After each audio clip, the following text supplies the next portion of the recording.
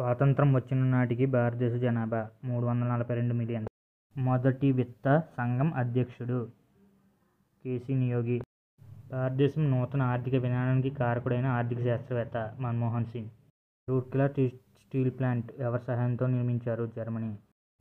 ఆర్థిక అభివృద్ధి పంచవర్ష ప్రణాళికను మొదటిసారిగా ప్రవేశపెట్టిన దేశం యుఎస్ఎస్ఆర్. భారతదేశంలో భూ సంస్కరణ యొక్క ముఖ్య లక్షణం భూమిని సాగు చేయువారికి భద్రత కల్పించడం. కింది వాటిలో ఏది వాస్తవమైనది? విత్త సంఘం ఒక రాజ్యాంగ సంస్థ. వాలోరం పన్నుల విధానం దేనిపై ఆధారపడి ఉంటుంది? వస్తువు విలువపై. ప్రచ్ఛన్న నిరుద్యోగ సాధారణంగా కనిపించే రంగం వ్యవసాయం. పిలుచు విత్తం మార్కెట్లో లావాదేవీల కాల వ్యవధి 1 దినం. మిశ్రమ ఆర్థిక వ్యవస్థ భావన ప్రవేశపెట్టింది జేమ్స్ కీన్స్. విత్త సంఘం ఈ కాల వ్యవధిలో నియమించబడింది 5 years. రాష్ట్ర ప్రభుత్వాలు రాబడి కనబరిచే మార్గాలు పొందవచ్చును. వినిమయ పన్ను ద్వారా. రాష్ట్రాలు చేయని కేంద్ర ప్రభుత్వం పంచుకునే పన్ను ఏదీ లేదు.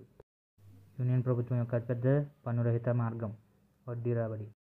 నిరుద్యోగ నివారణ సంప్రదాయవాదులు సూచించిన 48 పరిష్కారం. ఆన్సర్ 2.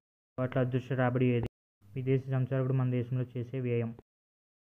ఎంఆర్టీపీ చట్టం దేనికి వర్తించును? పెద్ద తరహా ప్రైవేట్ రంగానికి. సంతులిత వృద్ధి అనగా ఏమి? అన్ని రంగాలకు సమాన అభివృద్ధి. విత్త సంఘం దీనిపై సిఫార్సులు చేయును. బాధ్యత సమూహ పన్ను రాబడి